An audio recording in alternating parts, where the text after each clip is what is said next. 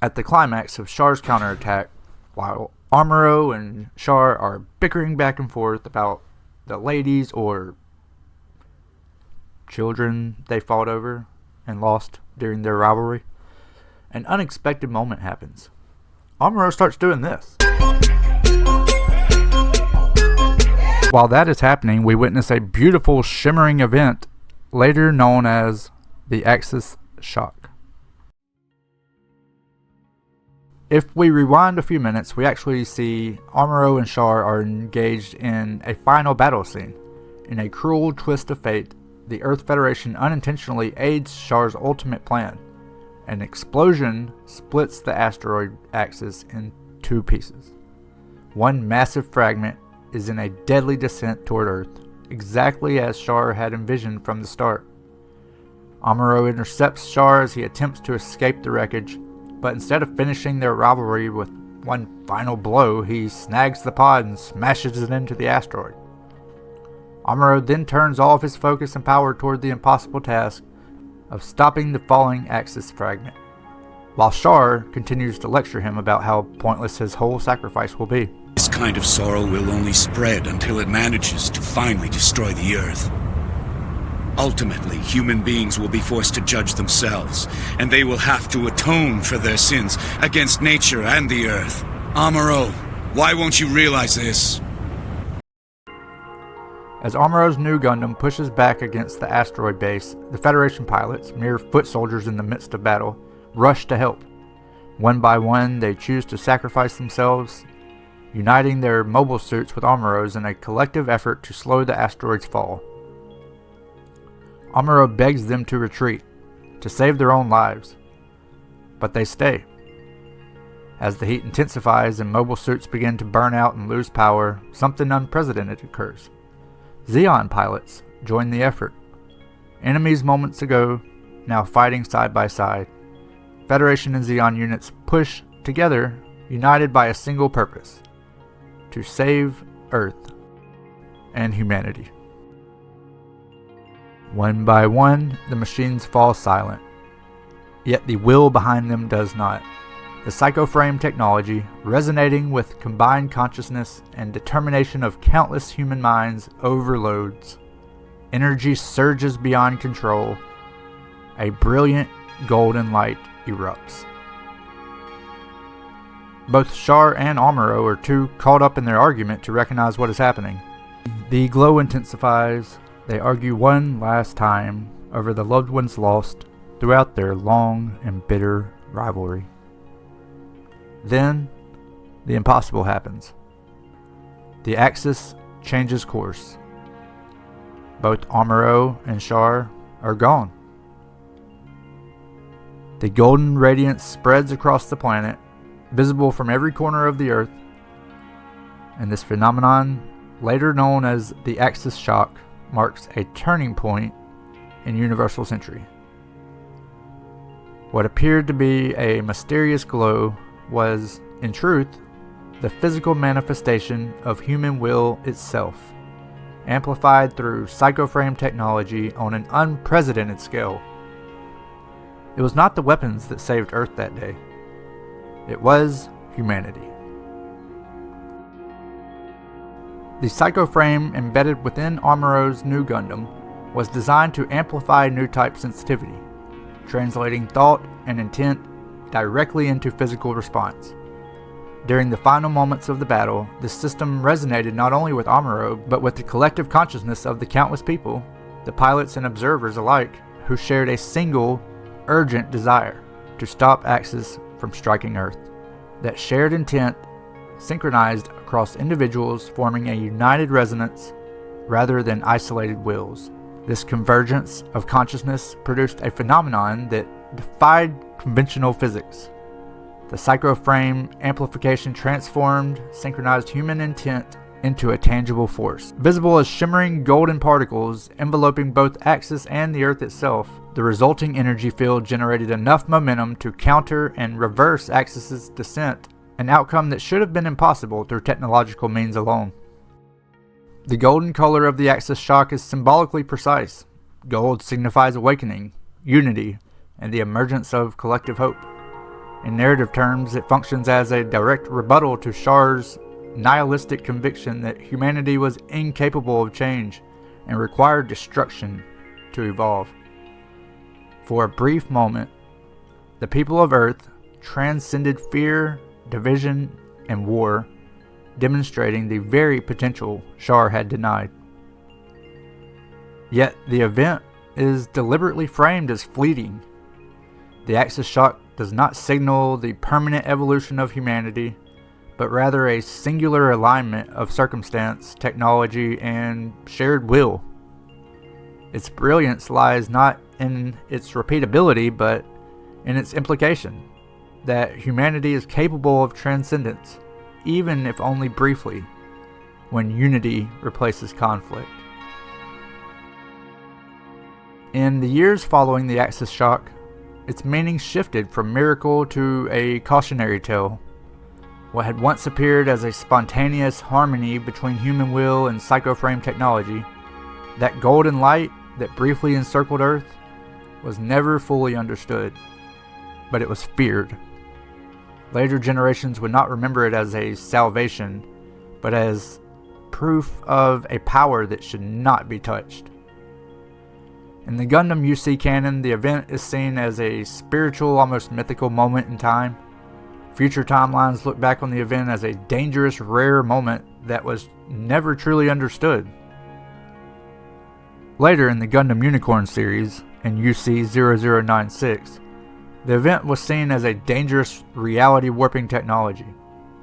The Federation realizes that whoever controls the psychoframe has the power to overwrite physical law, reshaping reality with human consciousness. So they see it as something that must never be repeated. The RX-0 Unicorn Gundam represents the first attempt to systematize that miracle. Its green luminescence is not the gold of collective awakening, but a regulated echo, a psychoframe resonance filtered through machines and protocols and authority. Where the Axis Shock emerged with shared intent, Unicorn's glow marks humanity's effort to contain and weaponize transcendence, without truly embracing it. The Unicorn Gundam glows red during its NTD, or destroy mode, a visual cue representing the psychoframe's connection to the pilot's mental strain, representing instinct, focus, or rage. It signals that the psychoframe is temporarily reaching heightened awareness, as Banagher's new type intuition synchronizes intensely with the machine. The Banshee, by contrast, reveals what happens when the same power is forced through isolation rather than unity. Its black armor absorbs the light, while veins of gold leak outward under pressure, suggesting not harmony but strain. The gold is familiar, the same new type potential glimpsed during Axis, but here it is coerced, bound to individual ego, fear, and domination. Lacking collective resonance, the energy cannot expand, it fractures instead, manifesting as violence and instability. In the climax of the Unicorn series, Unicorn and Banshee work together to create 3 massive eye fields to block Full Frontal's colony laser.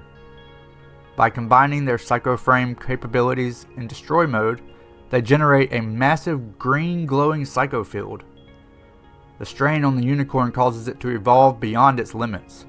Large crystals erupt from the Unicorn's frame. At this time, Banagher's soul actually merges with the psychoframe, becoming the perfect new type. Then, in its crystallized state, the Unicorn just waves its arm in a moment that demonstrated godlike reality-warping power, destroying Zeon's mobile suit fleet, the weapons, everything, in a time-bending moment that reverts them back to a state before they were ever assembled. This scene is described as the miracle. The moment was seen as equal to or even surpassing the Axis Shock.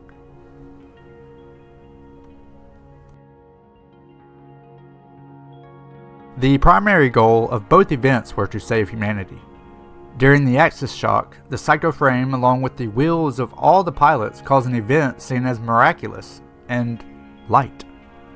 During the Unicorn event, Banashir and Riddy combine with the hope from Laplace's box that causes an event seen as dark and a threat to reality. In the end, the Federation and Anaheim Electronics were so terrified they agreed to seal away the remaining Psycho Frame technology. Together, Unicorn and Banshee form a dialectic. Control versus coercion, containment versus collapse. Early in the series, when the Unicorn and Banshee battle one another, the observers nearby actually fear an Axis Shock event could possibly occur. It is misunderstood fear throughout the series. The Psycho Frame units of the late Universal Century do not advance humanity toward evolution. They expose its refusal to change. The miracle occurred once, and rather than learn from it, humanity sought to capture it, only to discover that transcendence, when stripped of shared will, becomes either a tool of power or a shadow of what was briefly possible. The Gundam Narrative movie, UC 0097, the legacy of the Axis Shock had fully transformed from Miracle into Aftermath. What once appeared as a fleeting harmony between human consciousness and Psycho Frame technology had left behind anomalies, echoes that no longer belonged to history, politics, or even time itself. The RX-0 Phenex was the clearest of these echoes. The Psycho Frame evolves from a military performance booster, as it was in the early war, to a focal point of supernatural. Unlike the Unicorn or the Banshee, Phenex no longer functioned as a mobile suit in the traditional sense. Its pilot, Rita, had perished long before the events of Narrative, yet her presence endured. Through prolonged exposure to Psycho Frame resonance, her consciousness detached from physical embodiment and became anchored to the machine itself. The Psycho Frame is seen as a technological singularity, a bridge to a higher dimension that allows a pilot's will to rewrite reality. The Phenex is shown to have the ability to accelerate to speeds physically impossible for a mobile suit, purely through psycho propulsion. This distinction is reflected in its color. Unique to Unit 3, the blue glow represents a transcendental or cold state, as the suit is piloted by a lingering soul rather than a living human. Rita's role was not that of a hero, but of a threshold figure. She became the first human consciousness to fully pass beyond embodiment without dissolving entirely. In doing so, she revealed the human implication of new type evolution, that transcendence without return results in continuity without participation. Phenex does not guide humanity forward, nor does it threaten it. It simply preserves coherence, preventing catastrophe, while in an event known as the Helium-3 Miracle. Zeon attempts to cause a catastrophic explosion by igniting massive Helium-3 storage tanks at a critical base. That would have caused a blast larger than that of a colony drop. Just as the explosion begins, Jonah enters the Phenex cockpit, and his consciousness is merged.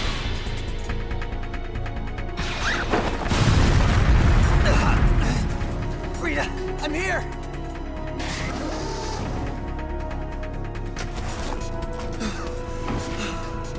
Using the Psycho Frame, the Phenex generates massive bird-like wings of glowing blue energy that make the Zeon mobile suits and the explosion vanish, similar to the ending of Unicorn.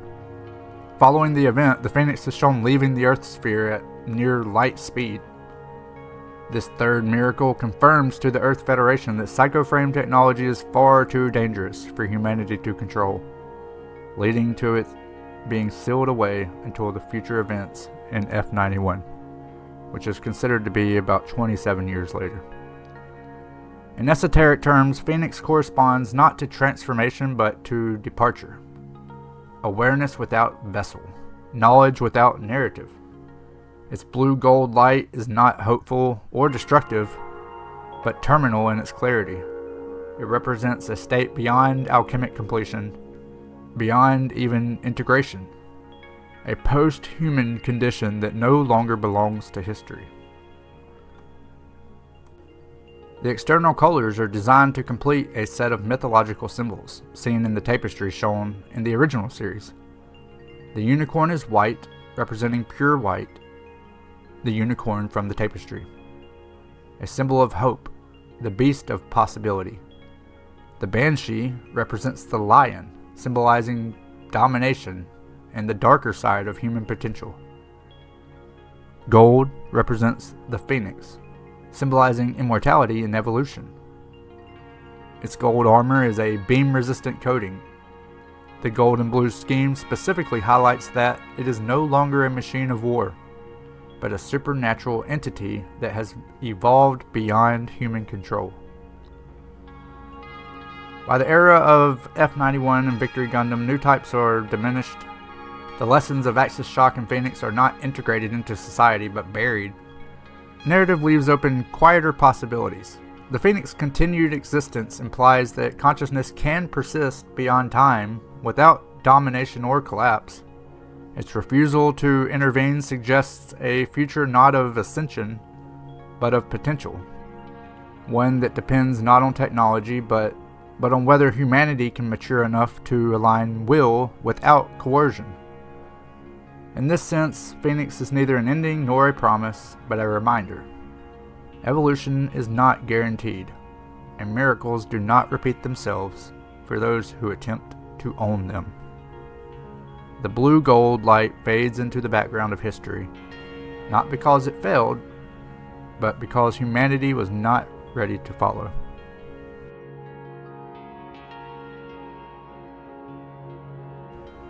If you made it this far, I so greatly appreciate it. I appreciate your time, and it would be awesome if you liked the video and subscribe for more. I really appreciate it. Thank you so much. I really enjoyed making this.